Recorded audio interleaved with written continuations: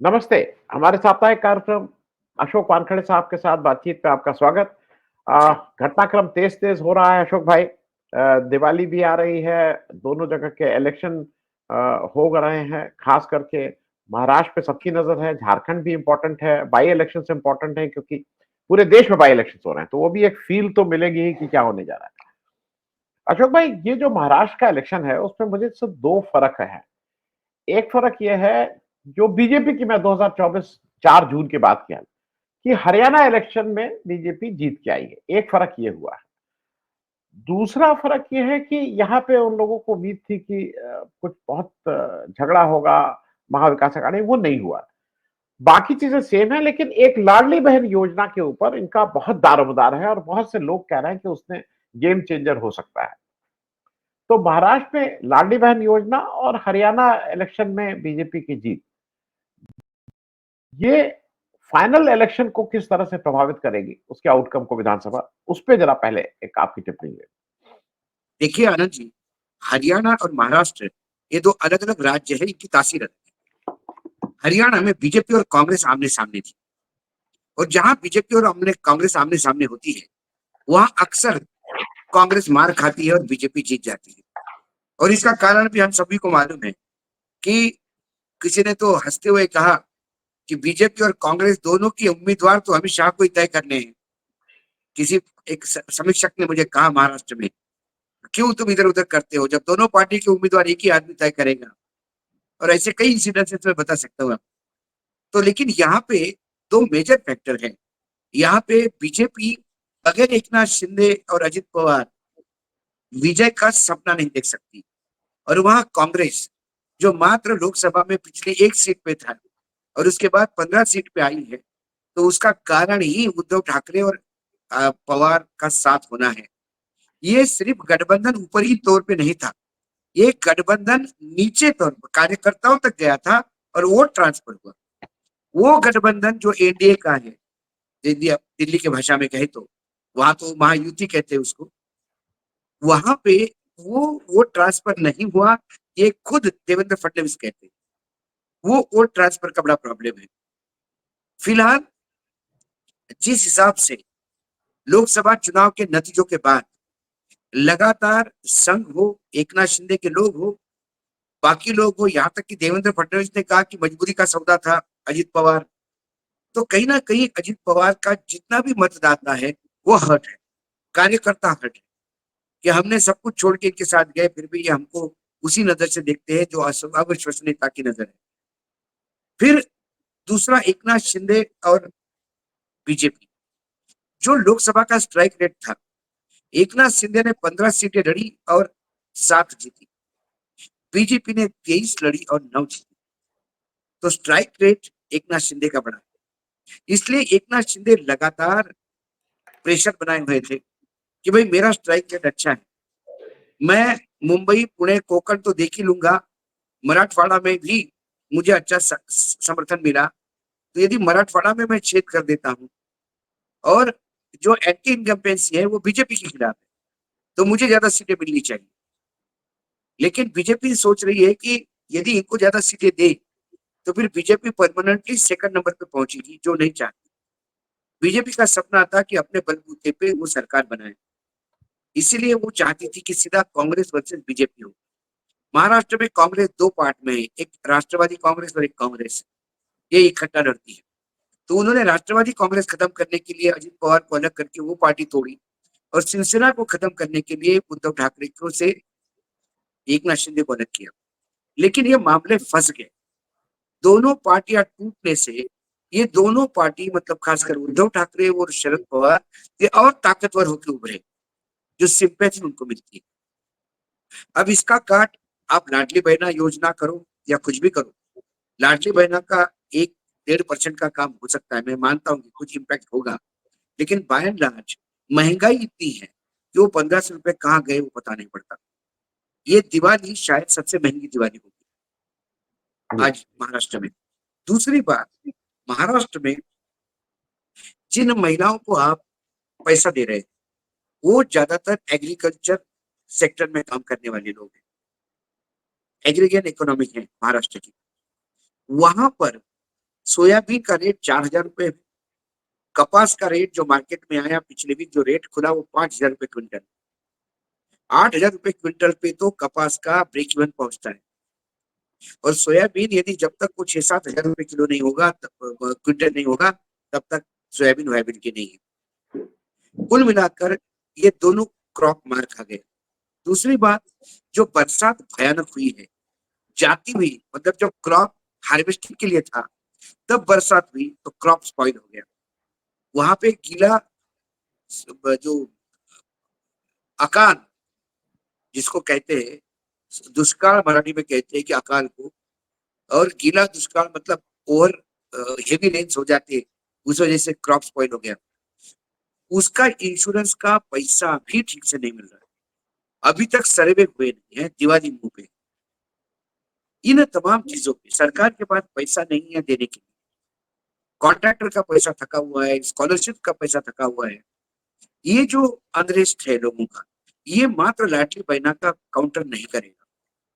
इसलिए बीजेपी ने अब अंतिम शस्त्र वहां खोला है, वो है हिंदू मुसलमान। मुंबई में बड़े बड़े पोस्टर लगे हैं, आप ही के मुख्यमंत्री उत्तर प्रदेश के योगी आदित्यनाथ के फोटो के साथ बड़े अक्षरों में लिखा है, बटोगे तो कटोगे। एकता में ही समझौता है, समझदारी है और सुरक्षा है, योगी आदित्यनाथ का मंत्र। ऐसे पोस्टर्स लगे, फिर हिंदू मुसलमान करने का प्रयास कर रहे हैं। लेकिन बाय एंड लार्ज मुस्लिम अब इंडिया गठबंधन के साथ गया, ये बड़ी क्लियरिटी है, इसमें कोई दो मत नहीं। एक स्पॉइल फैक्टर्स हमारे यहाँ हो सकते हैं, कहीं वंचित आघाड़ी प्रकाश आंबेडकर लेके खड़े हो जाते हैं, फिर ओएसी उतरते हैं, जो उस्मानाबाद से लेके नांदेड़ तक जो बेल्ट है, जो पुराना निजाम है, उसमें ओएसी थोड़ा खेल करता है। ओएसी की वजह से ही एक सीट जो एकनाथ शिंदे को मिली संभाजी नगर के, जो पुराना औरंगाबाद कहलाता था, वो ओएसी की वजह से। मराठा फैक्टर जो है जरांगे, वो बड़ा यूनिक फैक्टर है। जहाँ एकनाथ शिंदे लड़ते हैं वहां मराठा जरांगे के लोग एकनाथ शिंदे के साथ जाते हैं, और जहाँ एकनाथ शिंदे नहीं है वो ना बीजेपी के साथ जाते, ना अजित पवार के साथ जाते, वो सब शरद पवार के साथ जाते या कांग्रेस के साथ जाते। लेकिन एकनाथ शिंदे के कहने से वो बीजेपी के साथ नहीं जाते। भाजपा ने 31 बार जो पहले 99 सीट्स डिक्लेयर की है, उसमें मराठवाड़ा की जो 16 सीट्स है, उसमें से 10 सीटों पे मराठे खड़े किए, मराठा आंदोलन का कार्ड समझ के। लेकिन उसका प्रॉब्लम ये हो गया, उन्हें लगा कि मराठा हम खड़ा करेंगे किसी नेता को तो मराठा वोट अट्रैक्ट हो जाएंगे। लेकिन मराठे जो उम्मीदवार खड़े, उसको पूरा मराठा समाज गद्दारी के दृष्टि से देखता है कि तुमने समाज से गद्दारी करके बीजेपी के साथ हो गए, क्योंकि बीजेपी ने जो प्रॉमिस किया वो बीजेपी ने फुलफिल नहीं किया। दूसरी बात है, BJP by and large OBC की राजनीति करना चाहती है। यदि आप ओबीसी की राजनीति करोगे तो मराठों से दूर हट जाओगे। ओबीसी में भी अलग अलग ग्रुप है, फिर अंदरूनी झगड़े हैं, बाहर के अंदर वाले हैं। तो महाराष्ट्र में एनडीए गठबंधन में सीट शेयरिंग से लेके उम्मीदवारों के चयन तक बहुत गड़बड़ है। अब मैं एक उदाहरण के तौर पे आपको बताता हूँ, न्यू मुंबई है, न्यू मुंबई में वहां गणेश नाइक का वर्चस्व है। अब गणेश नाइक को तो टिकट दे दिया उन्होंने चुनाव लड़ने के लिए। गणेश नाइक अपने बेटे को टिकट चाहता था, उस बेटे को टिकट नहीं दिया, तो गणेश नाइक ने अपने बेटे को शरद पवार की पार्टी में भेजा। वो शरद पवार की तुतारी लेके बीजेपी के ही उम्मीदवार के खिलाफ खड़ा है, गणेश नाइक उसको जितवा के लाएगा। अब ये जो खेल है, यहाँ आप कैसा कर सकते हैं? अच्छा, गणेश नाइक का भी ये व्यवहार स्वाभाविक है, उसको आपने कहा कि एक घर में 2 टिकट कैसे? लेकिन बीजेपी के जो ओरिजिनल नेता हैं, उनके 2 भाई सगे लड़ रहे हैं मुंबई में, वो चल जाता है, 2 सगे भाई चल जाता है, कहीं बाप बेटा चल जाता है। ये जो सब्जेक्टिव इनके जो रूल्स होते हैं कि भाई यहाँ 2 भाई भी लड़ सकते हैं, बाप बेटा भी लड़ सकते हैं। सिर्फ कैलाश विजयवर्गीय जब अपने बेटे को टिकट मांगता है तो बोला जाता है तू लड़ेगा या बेटा लड़ेगा। तो उन्होंने तुतारी से ऐसी कई जगह जो है मेजर शिफ्ट जो हो रहा है, और जबकि वहां पे राष्ट्रवादी कांग्रेस को रेडीमेड एक उम्मीदवार मिल जाएगा, शरद पवार, क्योंकि न्यू बॉम्बे गणेश का बेल्ट है, गणेश नाइक का। तो वहां पे वैसे भी आप लड़ाते भी तो वहां पे वोट मिल जाते, लेकिन चुनाव जीतने की उम्मीद कम थी। तो ऐसी कई चीजें हैं, लेकिन अब देखना है कि कांग्रेस क्या करती है। जी। मैं अशोक, बार बार कह रहा हूं कि कांग्रेस के जब तक लिस्ट नहीं आएगी, क्योंकि कांग्रेस में जो खबर ये आ रही है मुझे, जो सर्वे हुआ, अब बावनकुळे लड़ रहे चुनाव कामठी से। अब कामठी से जिन लोगों के नाम सर्वे में जीरो डाउन किए हैं, उनका डिपॉजिट जब्त हो जाएगा। लेकिन कहते हैं कि बावनकुळे ने कांग्रेस में एडजस्ट कर लिया कि मेरे खिलाफ कमजोर उम्मीदवार दो, तुम्हारे खिलाफ मैं एक आध कमजोर उम्मीदवार इधर से दूंगा।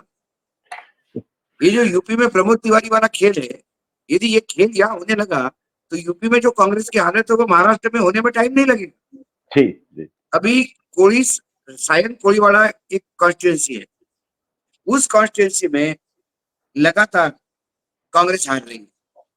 वहां करीब करीब 25 से 30 हजार पंजाबी सिख है और साउथ इंडियन वोट भी है। कांग्रेस ने पहले साउथ इंडियन दिया, बीजेपी ने भी साउथ इंडियन दिया, साउथ इंडियन वोट डिवाइड हो गए, मामला खत्म हो गया। उसके बाद एक यादव करके यूथ कांग्रेस का था, उसको उतारा, और वो यादव तमिलनाडु वाला यादव है, ओ, वो भी बुरी तरह से हारा। तो इस बार वहां पे मतलब अ, राजीव गांधी के टाइम से जो जीतदारी से लगा हुआ है चरणजीत सप्रा, आपने देखा होगा कई जगह स्पोक्स पर्सन है, बहुत अच्छा बोलते हैं, सप्रा वहां टिकट मांग रहे हैं। यदि सप्रा को टिकट दिया जाए तो कम से कम वो 30 हजार वोट तो आपके पक्के हैं, 25-30 हजार पंजाबी सिख, और बाकी सप्रा साउथ इंडियन मैनेज कर ही लेगा। लेकिन फिर जो मुझे इंफॉर्मेशन मिली है वो उस यादव को ही रिपीट कर रहे हैं, क्योंकि वो ब्लू व्हाइट बॉय है जनरल सेक्रेटरी ऑर्गेनाइजेशन की। क्या करे, मतलब हर आदमी यदि अपने लोगों को प्रयास करे, जिताऊ उम्मीदवार, शरद पवार बार बार कह रहे थे, अजीत ये यानी उद्धव ठाकरे तक कह गए कि जिताऊ उम्मीदवार जीतना महत्वपूर्ण है। यदि हम उम्मीदवार ही नहीं लाएंगे तो सरकार कहां से बनेगी। जी। मैं अशोक भाई, एक और एक चीज हुई है जो जनरली महाराष्ट्र में होती नहीं थी, लेकिन वो अजीब सी एक चीज हुई है। अब उसको लेके योगेंद्र यादव बहुत ज्यादा हल्ला मचाए हैं कि उनकी पिटाई हुई, और प्रकाश अंबेडकर के लोगों ने उनको पिटाई की। ये जल्दी सुना नहीं जाता था, लोग मीटिंग नहीं होने देते थे, नारे लगते थे। मामला क्या है? क्योंकि वो भी थोड़ा हाइपर बोले में बोलते हैं योगेंद्र जी, छोटी बात को बड़ा बना देखिए करते हैं। क्या आनंद हुआ जी, है? मैं भी पिछली लोकसभा में 7-8 जगह पे मेरी भी भाषण हुई, और अभी विधानसभा में मेरे कम से कम 6 जगह में भाषण दे चुका हूँ। लेकिन हमारा मंच जो है वो एक सिविल सोसाइटी का मंच, निर्भय बनो विचार मंच। सिविल सोसाइटी के मंच पे जाओगे तो आपको तकलीफ नहीं होगी, पार्टी के फोरम पे जाओगे तो फिर पार्टी के लोग कहलाओगे। हमारा, मैं जितने भी जगह मैंने भाषण दिए, हमने एक बात तय कर ली कि हमें कोई भी राजनेता स्टेज पे नहीं चाहिए, किसी भी राजनीतिक दल का। मेरा अभी काटोल में एक भाषण हुआ पिछले 15 दिन पहले। वहां काटोल के जो एमएलए थे अनिल देशमुख, वो चलते प्रोग्राम में आए और बैठे, तो मैंने बड़े भाषण में कहा कि अच्छा हुआ आपके विधायक भी आ गए, कुछ सवाल उनको भी पूछने, और कुछ सवाल हमने उनको भी पूछे। तो आप यदि किसी पॉलिटिकल पार्टी का बन के जाते हैं तो फिर आपको वो ऑनस्लॉट तो लेना पड़ेगा। पूना में जो हुआ था, पूना में जो हुआ था उसके पीछे भी एक पृष्ठभूमि है। जब भारत रत्न मिला अ, उनको अडवाणी जी को, तब ट्वीट आया जिनके ऊपर हमला हुआ, उन्होंने ट्वीट किया कि समाज को जलाने वाले ने समाज को जलाने वाले को भारत रत्न दिया। इससे बीजेपी वाले उद्वलित हो गए। उन्होंने जी मोदी और इनको कहा। तो मैं ये कहता हूं कि जब आप कुछ, अब अडवाणी जी रिटायर हो गए, और अडवाणी जी का हिंदुत्व नरेंद्र मोदी के हिंदुत्व से बहुत सॉफ्ट था, अमित शाह योगी के हिंदुत्व से बहुत सॉफ्ट था, जिनको हम हार्ड लाइन हिंदुत्व कहते थे। अडवाणी जी ने कभी बदले के भावना से काम नहीं किया। तो अडवाणी जी को आप एकदम मोदी जी के साथ तुलना करेंगे तो मोदी जी के तो फैन, जो मोदी जी के अंधभक्त है, वो तो उद्वेलित हो ही गए। अडवाणी जी के लिए जो सॉफ्ट कॉर्नर वाले में, उनको भी लगा कि यार आप विरोध करने के लिए विरोध करते हैं। आज भी हम जब बोलते हैं तो हम आज भी कहते हैं कि हमने खुशाबू ठाकरे की भी बीजेपी देखी है, हमने अटल अडवाणी जी की बीजेपी देखी है। हमने अटल जी के वो ऐतिहासिक भाषण सुने हैं कि मैं चिमटे से भी सत्ता को नहीं छूऊंगा जिन्हें मुझे किसी और राजनीतिक दल का सहारा लेना पड़े और कॉम्प्रोमाइज करने पड़े अपने प्रिंसिपल पे। आज उनकी हम बात करते हैं ना उनकी भी, क्योंकि यदि हम राजनीतिक विश्लेषक के तौर पे बात करेंगे तो हमें सभी राजनीतिक दलों को एक चश्मे से देखना होगा। आप ही के चैनल पे हमने कांग्रेस की कितनी बार आलोचना की होगी, योगी आदित्यनाथ की भी आलोचना करते हैं। योगी वर्सेस दिल्ली जब झगड़ा होता है तो हम दिल्ली के बारे में बोलते तो योगी जी को उसकी मदद होती होगी, तो इसका मतलब कोई समाजवादी योगी जी के समाजवादी समाजवादी पार्टी अखिलेश जी की आलोचना करते हैं भाई, कितनी बार उत्तर प्रदेश। आलोचना की। अब कोई कहे मुझे कि भाई आप दिल्ली के बारे में इसलिए बोलते हो कि आनंद वर्धन ठाकुर है तो ठाकुर के लिए ठाकुर को, अरे मैंने बोला उसके पहले योगी आदित्यनाथ की कितनी बार उनको कॉर्नर किया है, कितनी बार सवाल उठाए। तो ना यहाँ कोई ठाकुरवाद है, ना कोई आनंद आनंद वर्धन जी के बड़े भाई या उनकी भतीजी एक पार्टी में है। इसका मतलब ये थोड़ी है कि आनंद वर्धन जी की कोई अपनी अपनी कोई आइडेंटिटी नहीं। मेरे परिवार को यदि मैं अतीत में जाके मेरे परिवार का इतिहास देखूं तो ये बाकी लोग कहीं नहीं लगते जितने हमारे रूट्स थे किसी राजनीतिक दल में। लेकिन व्यक्तिगत रूप से मैं बाला साहब ठाकरे का बहुत फैन था। उनकी पॉलिटिक्स मुझे अच्छी लगती थी क्योंकि वो मराठी अस्मिता की बात करते थे, हिंदुत्व की बात नहीं करते थे। और हर राज्य को अपनी अस्मिता होनी चाहिए। हमारे यहाँ राष्ट्रभाषा पे राज्य क्यों बने? भाषा ही अपना जो राज्य बने वो भाषा ही तत्वों पे बने थे। जी, एक भाषा का एक राज्य होना चाहिए।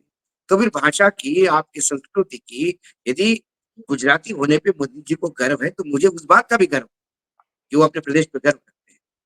तो फिर मुझे भी मराठी होने पे गर्व होना चाहिए और आपको उत्तर प्रदेशी होने को गर्व होना चाहिए। तो मैं अपना गर्व करूं, आपके गर्व पे मैं नाराज हो जाऊं, ऐसा तो नहीं चलेगा।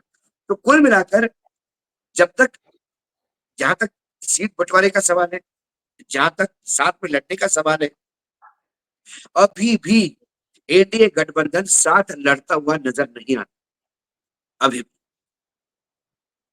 वैसे ही वहां पर महाराष्ट्र में उद्धव ठाकरे, शरद पवार और कांग्रेस ये आज भी एक होकर लड़ते हुए दिखाई देता है। जी, छोड़ दीजिए अब कई बार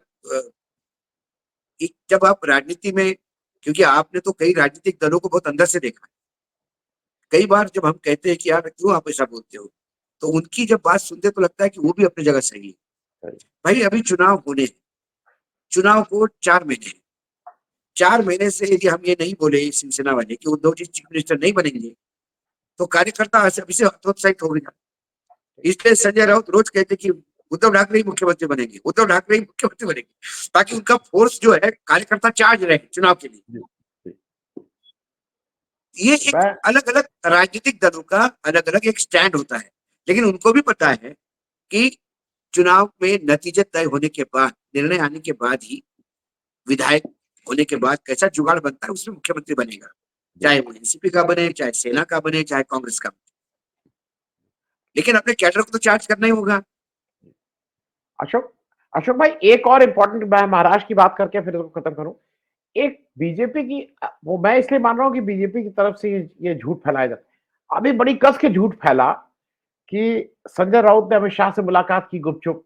फिर फैला कि उद्धव ठाकरे ने पता ये लगा कि उद्धव ठाकरे देवेंद्र फडणवीस विधानसभा में एक लिफ्ट से ऊपर चले गए, तो वो मुलाकात में करके पूरी जगह चर्चा होने लगी। मैं आपको बता दूं, मैं आपको बता दूं, महाराष्ट्र में मतलब पहले भी, मतलब उत्तर प्रदेश में भी आपने देखा होगा, मैंने तो जितना देखा, मनभेद होते हैं, सॉरी मतभेद होते हैं, मनभेद नहीं होते। और ये मैं बाय एंड लार्ज देखता हूँ, एक दूसरे के घर जाना, एक दूसरे के साथ रहना।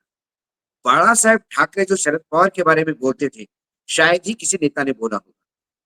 वो उनको मैदे का बोरा बोला करते थे, क्योंकि वो थोड़े से हेप्टी थे, तो बोले मैदा सा पोता है बड़े, मैदे का बोरा बोलते थे उसको। इसके बावजूद दांत कटी दोस्ती किसी के साथ उनकी थी तो शरद पवार के साथ थी। नहीं, तो जॉर्ज था, दोस्ती अलग। जॉर्ज फर्नांडिस, इन दोनों लोगों जॉर्ज से उनका फर्नांडिस बहुत देखिए, इतना झगड़ा, जॉर्ज इतना फर्नांडिस और बाला साहेब ठाकरे क्या एक दूसरे को सिंगल नाम से पूछ के और क्या टॉन्ट मारते थे, एक दूसरे पे बात करते थे।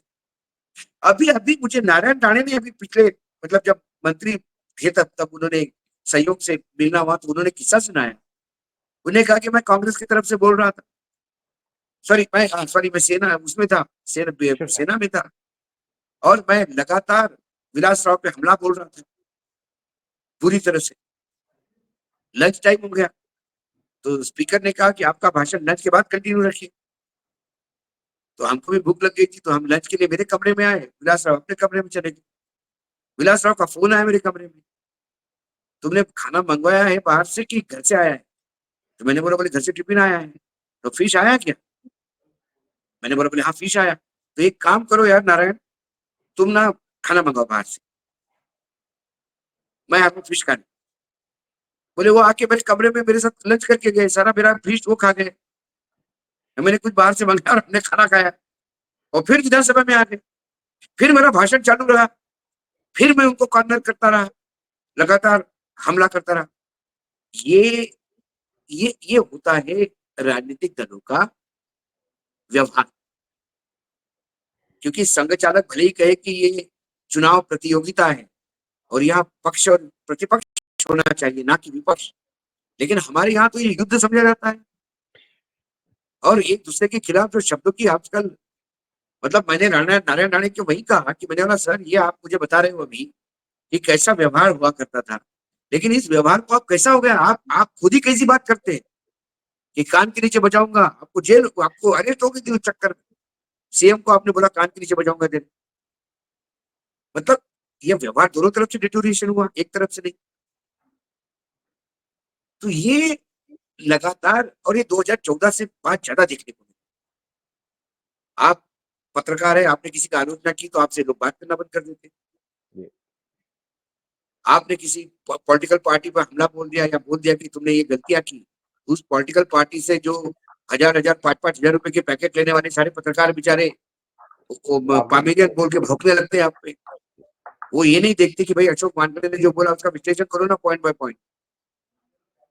मैं जो बोला वो सही है कि नहीं है, बाकी उस पर बात नहीं करते। जी, मैं अशोक भाई एक और चीज जरा थोड़ा झारखंड की बात करना आवश्यक इसलिए है कि झारखंड में एक बीजेपी ने अपना एक कुछ बना लिया है, लेकिन सरप्राइजिंगली मेरे लिए सरप्राइजिंगली इसलिए है कि पिछली बार आरजेडी की ने 7 सीट लड़ी थी शायद और 1 जीती थी।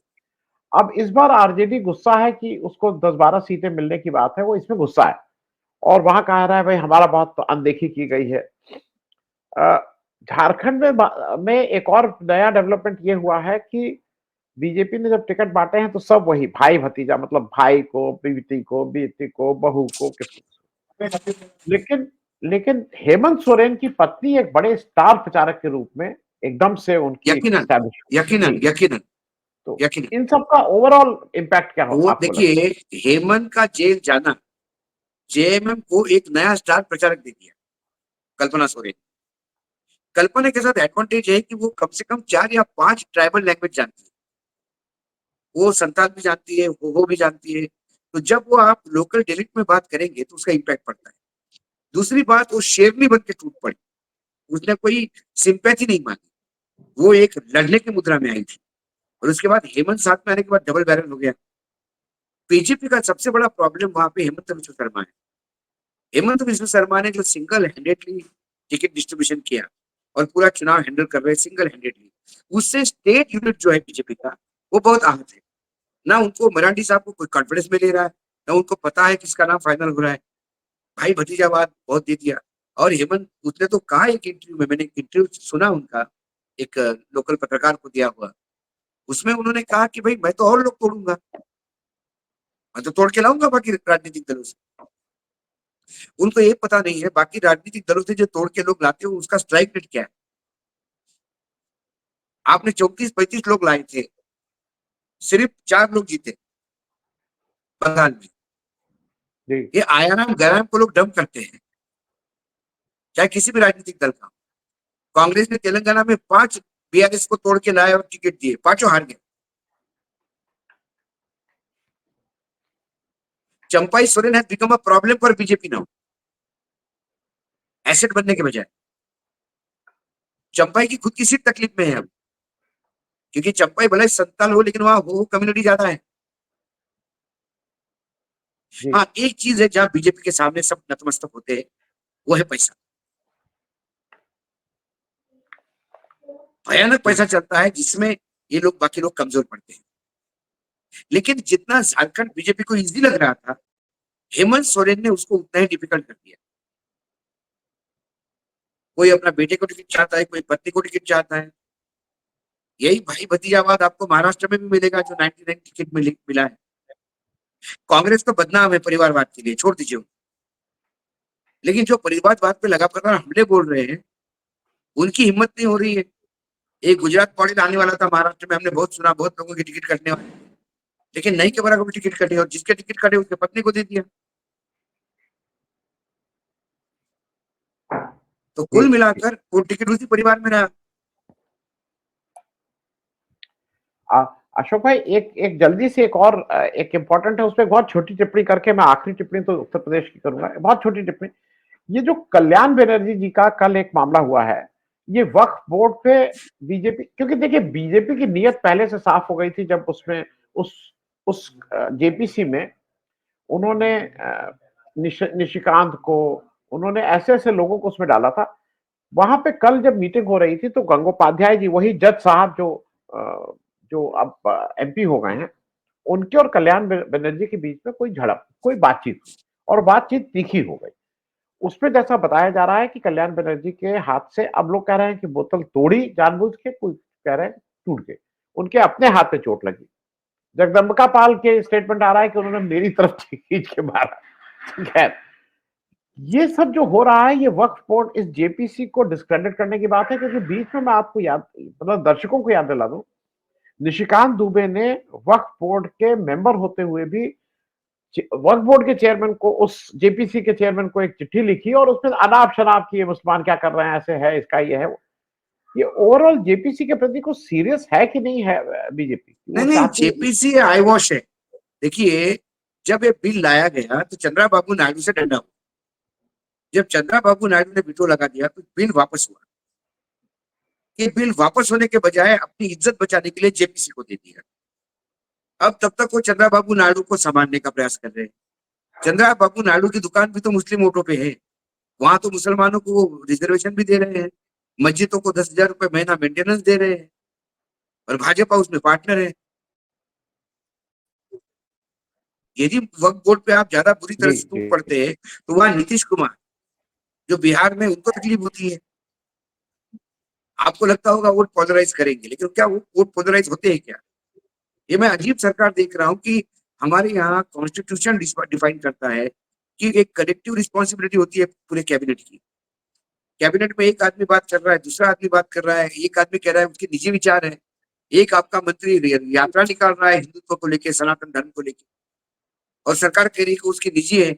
निजी कैसी हो सकती है? Is the cabinet member, it is suppose to be the cabinet thought and cabinet decision दे। जो सूट हुआ वो अपना है, जो सूट नहीं हुआ निजी है। ये लोगों को मूर्ख बनाने का एक रास्ता निकाला उन्होंने। मैं बस चलते चलते अशोक भाई एक आखिरी प्रश्न, इसलिए क्योंकि उत्तर प्रदेश में एक अजीब हास्यास्पद चीज हुई है, उसके दो तरह से इंटरप्रेट किया जा रहा है। उत्तर प्रदेश में बहराइच के एक सुरेश्वर सिंह साहब हैं, वहां से एमएलए हैं, उन्होंने एफआईआर नामजद की भाजपा के 8 लोगों के अगेंस्ट, और उसमें भाजपा का नगर अध्यक्ष और नामजद की है, और उन्होंने बताया है कि ये सारे लोग जो हैं, इन्होंने मेरी कार के ऊपर पथराव किया, और यही लोग उपद्रव करना चाहते थे, इन्होंने कैसे कैसे उसको प्रायोजित किया, उस रायट को। इसमें बात दो चीजें आती हैं। ये सुरेश्वर सिंह साहब हैं, ये खाटी जिसको कहते हैं, बिल्कुल प्योर 24 कैरेट के ये आरएसएस के वर्कर हैं। इनके पिताजी भी 74 में आरएस, मतलब जनसंघ के टिकट पे जीते, 77 में जनता पार्टी शाखा के आदमी है। अब उत्तर प्रदेश में जैसी बात चल रही है कि इस समय जब चुनाव होने वाला है, इस समय अपनी ही पार्टी को कटघरे में खड़े करने का मतलब कि अमित शाह के इशारे पे योगी आदित्यनाथ, क्योंकि उन योगी आदित्यनाथ को हिंदू मुस्लिम आता है, उनको सिर्फ वही आता है, तो हिंदू मुस्लिम की जो पिच बना रहे थे उसको गड़बड़ करने का, और इसलिए है कि योगी आदित्यनाथ किसी तरह से चुनाव हारे। इस पूरे चीज को आप कैसे देख रहे हैं, क्योंकि अपनी ही पार्टी का आदमी अपने ही लोगों आनंद जी, उसमें एक एंगल आपने छोड़ दिया, वो एंगल है दैनिक भास्कर ने किया हुआ स्टिंग ऑपरेशन। दैनिक भास्कर का स्टिंग ऑपरेशन जिस दिन मार्केट में आया, उसके एक दिन पहले शाम को एफआईआर दर्ज होती है। दैनिक भास्कर का स्टिंग ऑपरेशन ये बताता है कि ये प्री नियोजित दंगा था, एक षड्यंत्र के तहत दंगा कराया गया। वहां के पुलिस ने हर साल दुर्गा विसर्जन के लिए सेंसिटिव एरिया है, इसलिए बाकायदा अतिरिक्त बल आता है। इस बार बल मांगने के बाद भी बल नहीं दिया गया। दंगाई लड़के रिकॉर्ड पे कहते हैं कि हमको बोला गया था कि 2 घंटे के लिए पुलिस कुछ नहीं करेगी, 2 घंटे के लिए पुलिस ने छूट दी है, आपको जो करना सो करो। वो कहते हैं हमको तो पूरा महाराजगंज साफ करना था, कुछ गद्दार निकले भाग लिए, नहीं तो पूरा महाराजगंज साफ होना था। ये जो इंटरव्यू, ये जो स्टिंग ऑपरेशन आया है, उसके बाद एक थाने का एम्प्लॉय कहता है, पुलिस कर्मी कहता है कि भैया इन 4 थानों में तो 151 जैसी छोटी धारा लगाने का काम भी बगैर विधायक के परमिशन से नहीं होता। तो शायद इस स्टिंग ऑपरेशन की भनक लग गई विधायक महोदय को, उन्होंने अपनी चमड़ी बचाने के लिए एक शेक कर दिया। दूसरी बात, ये जो 10 उपचुनाव हैं, ये 10 उपचुनाव कहीं ना कहीं योगी जी के लिए बहुत महत्वपूर्ण है। इससे यूपी में सत्तांतर नहीं होने वाला है। 10 कोई भी जीते उससे कोई फर्क नहीं पड़ता, लेकिन योगी जी के नेतृत्व पे जरूर फर्क पड़ेगा। यदि 10 में से 10 सीटें हार जाते हैं तो फिर योगी जी का भी वहां रहना मुश्किल होगा। तो ये पहले दिन से हम देख रहे हैं कि योगी जी ने पूरी ताकत, जो कि 15-15 मंत्रियों की खुद 4-4 कॉन्स्टिट्यूंसी में जाके बैठ रहे हैं, हर जगह खेल करने का प्रयास कर रहे हैं। ऐसे में दिल्ली प्रयास करेगी कि योगी चुनाव हार जाए, क्योंकि योगी चुनाव हारने से सरकार नहीं बदलती आपके यहाँ, इन 10 सीटों से कोई फर्क नहीं पड़ता, लेकिन योगी जी को फर्क पड़ेगा। तो क्या ये ठाकुर योगी जी के साथ छोड़ के दिल्ली के इशारे पे नाच रहा है? यदि ये ठाकुर संघ का लॉयल है तो फिर संघ योगी के साथ खड़ा है, तो ये कहां जा रहा है? ऐसे कई सवाल उठ रहे हैं।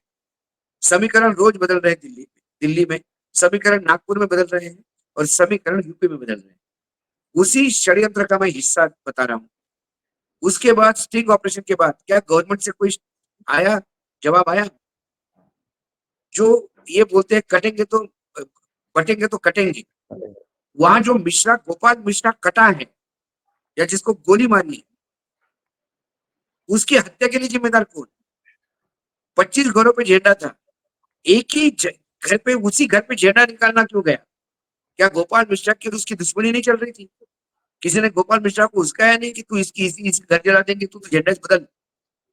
लेकिन उसके भाई ने उसको गोली मार दी। उसकी गोली मारने के बाद क्या पूरा मीडिया तंत्र एक विभिन्न हत्या को पोर्ट्रेट करने में नहीं लगा हुआ था कि नाखून भी निकाले, जला भी दिया, करंट भी लगा दिया और क्या क्या नहीं किया? जब पोस्टमार्टम आ गया तो औंधे पड़ गए। तो ये एक षड्यंत्र की तरह चल रहा है और ये बिल्कुल चंद्रकांता सीरियल हो रही है। षड्यंत्र में षड्यंत्र, षड्यंत्र में षड्यंत्र। एक दंगे का षड्यंत्र, दंगे में शहादत का षड्यंत्र, उसके बाद दंगे के बाद एफआईआर का षड्यंत्र। मैं एक षड्यंत्र और खुलासा कर दूं। एक जो यहाँ पे चर्चा है उत्तर प्रदेश के सत्ता के गलियारों में, एक षड्यंत्र ये भी है कि मिल्कीपुर की सीट अवधेश प्रसाद जी ने 13,000 वोट से जीती थी, कोई बहुत बड़ी मार्जिन नहीं थी। मिल्कीपुर की सीट पे योगी आदित्यनाथ अपने अंडर लेके पिछले 4 जून के बाद वो लगातार वहां कैंप कर रहे हैं, खुद जा रहे हैं, 4 मंत्रियों को लगाए हैं। अवधेश प्रसाद ने अपने लड़के को टिकट दिलवाया, उससे सपा में भी कुछ लोगों का जो वहां का टिकट चाहते थे उनमें भी थोड़ी नाराजगी होती है, जो कहीं भी हो सकती है। ऐसा माना जा रहा है कि वो मिल्कीपुर की सीट को योगी आदित्यनाथ किसी भी हद में किसी भी तरह से जीतने की बात थी, सारी फील्डिंग लगा दी गई है, एसडीएम, एडीएम, थाना, कचहरी, ये सब कुछ फिट किया है। ऐसे में दिल्ली को लगा कि ये तो मामला ठीक नहीं रहेगा अगर ये मिल्कीपुर हम बीजेपी जीत जाएगी। और जो बाबा गोरखनाथ है जिनकी पिटीशन है, वो खुद टिकट मांग रहे थे, उनको भी नहीं पता था कि ये इलेक्शन पोस्टपोन हो जाए, वो खुद टिकटार्थी थे, घूम रहे थे। ऐसे में दिल्ली के इशारे पे, क्योंकि इलेक्शन कमीशन योगी के इशारे पे नहीं चलता है, इलेक्शन कमीशन दिल्ली के नेताओं के इशारे पे, उनके इशारे पे इस इलेक्शन को कर दिया गया कि योगी का कद बड़ा हो जाएगा, इसलिए मिल्कीपुर का इलेक्शन अभी मत करो। एक ये भी चल रही है।